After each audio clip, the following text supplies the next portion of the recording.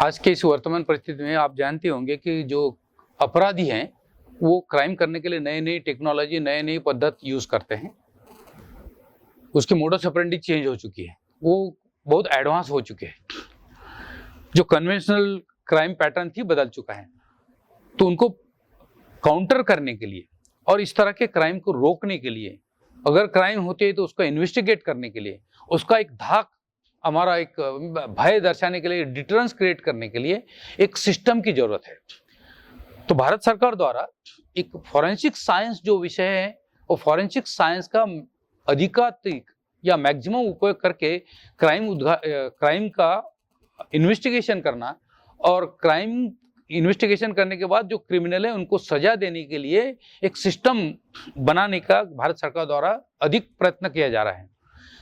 पहले जो सिस्टम थी, एक आई विटनेस के भरोसे ज्यादातर न्याय प्रणाली होती थी, न्याय प्रणाली चलती थी।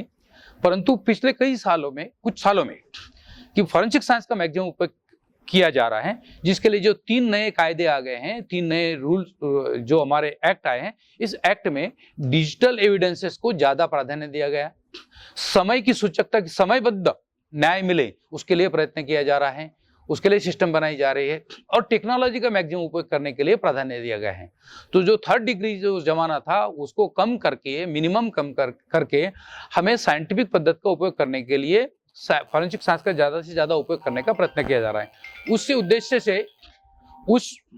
उद्देश्य से एक फॉरेंसिक एक्सपर्ट क्रिएट करने की जरूरत है और भारत सरकार द्वारा एक गृह मंत्रालय ने फॉरेंसिक साइंस यूनिवर्सिटी, जिसका नाम नेशनल फॉरेंसिक साइंस यूनिवर्सिटी की स्थापना की गई 2020 में। इसके अभी भारत भर में करीब आज 16 कैंपस है और 5-6 कैंपस बनने वाले हैं। तो 22 कैंपस फॉरेंसिक साइंस यूनिवर्सिटी के बनेंगे, जिसमें एक नागपुर में भी है और उसका एक एकेडमी पूना में भी है।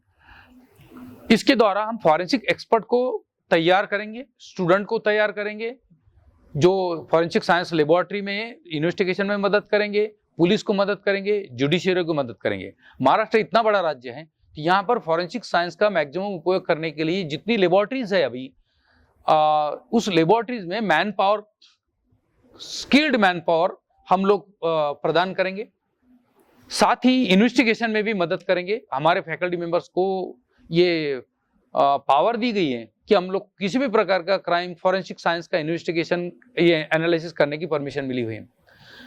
तो जो नागपुर में कैंपस ओपन किया गया है, उसके लिए हमें महाराष्ट्र सरकार द्वारा चिंचोली गांव और कामठी तालुका में वहाँ 50 एकड़ जमीन दी गई है और एक टेम्पररी कैंपस दिया गया है, जो IT सेल या भरोसा सेल नाम की बिल्डिंग जो थी साउथ अंबाझरी रोड पे, वहाँ पर हमारा कैंपस चल रहा है, जिसमें पिछले 6 महीने से हमने 2 प्रोग्राम शुरू किए हैं। अगले साल और 2 प्रोग्राम शुरू करेंगे।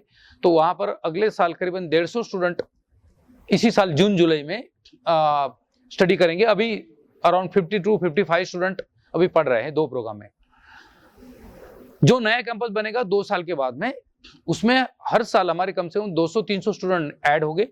हमारा प्लान ऐसा है कि आने वाले करीबन 5 से 10 साल में उसमें करीबन 5 से 7 हजार स्टूडेंट वहां पर स्टडी करेंगे, जिसमें अलग अलग फॉरेंसिक साइंस के विषय होंगे। Digital forensic, cyber forensic, multimedia forensic, mobile forensic, DNA, fingerprint, question document, forensic pharmacy, fraud investigation, जिसमें GST, इनकम टैक्स या इससे रिलेटेड कर चोरी होती है, ED के क्राइम्स होते हैं, हैंड राइटिंग एक्सपर्ट्स उसमें क्रिएट किए जाएंगे। तो वहां पर इस प्रकार के कार्यक्रम, शैक्षणिक कार्यक्रम चलेंगे, रिसर्च चलेगा और सभी पुलिस ऑफिसर, जुडिशियल ऑफिसर्स और फॉरेंसिक एक्सपर्ट को ट्रेनिंग दी जाएगी। यहाँ पर जो कार्यक्रम चलेंगे सिर्फ महाराष्ट्र के लिए नहीं, इसमें कार्यक्रम में पढ़ने के लिए पूर्ण भारत से, सभी राज्यों से लोग पढ़ने आएंगे। इतना ही नहीं, विदेशों से आज हमारे यूनिवर्सिटी में करीबन 50 से 60 कंट्री के स्टूडेंट पढ़ने आते हैं और 110 कंट्री से ज्यादा कंट्रीज से पुलिस ऑफिसर्स और फॉरेंसिक एक्सपर्ट और जजेस ट्रेनिंग लेने आते हैं। तो वो सब एक्टिविटीज यहाँ कैंपस में चलेगी। भारत सरकार द्वारा इस यूनिवर्सिटी को जो पॉलिसी सपोर्ट और फाइनेंशियल सपोर्ट जो गृह मंत्रालय दिया जा रहा है, वो बहुत ही महत्वपूर्ण है और बहुत ही ज्यादा हमें सपोर्ट मिल रहा है। तो हमें ये यूनिवर्सिटी को स्थापना करके ये प्रोग्राम चलाने में किसी भी प्रकार की कठिनाइयां नहीं है। विशेष प्रकार में हमें महाराष्ट्र सरकार के द्वारा मुख्यमंत्री श्री, गृह मंत्री श्री और हमारे लोकल यहाँ के जो मंत्री श्री है बावनकुळे साहब, सबके तरफ से बहुत अच्छा सहयोग मिल रहा है और हमें ये काम करने के लिए उनकी तरफ से प्रेरणा भी मिल रही है। धन्यवाद।